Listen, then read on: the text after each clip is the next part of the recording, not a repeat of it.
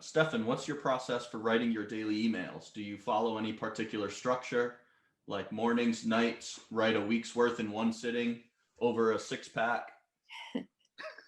Or like bong in a blitz or whatever? What's all the ones he does in Smoking a pancake. Smoking a pancake, yeah. All I do, I just write them in the mornings. And if I'm doing deep work and stuff like that, I'm writing copy, then write with a them shot around, of tequila. Krista said in the mornings with a shot of tequila. I'll write them around like 7:30 or 8. Hey, I'm almost done here. What's up? No, it's okay. So, my sister came in to mock me. Perfect.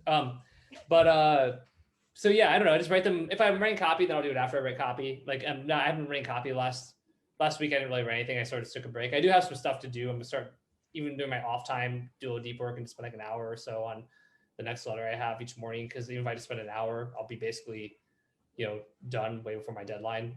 So, in that case, but if I don't have anything to write, then I might do it earlier. Like right now, last week I've been waking up and then looking at trends a little bit, like the email I was like Business Insider and TechCrunch and VentureBeat and all that kind of stuff. But I only do that when I'm not writing, because otherwise I'll distract the shit on me. My ADD is gonna go crazy. So if I'm writing, I'd rather just write first, but based on that, then I'll write emails. And then I guess yesterday and today, I woke up and just read like a book for like an hour, and then I had a bunch of ideas, and then that helped me to like serve as prompts for writing, I guess.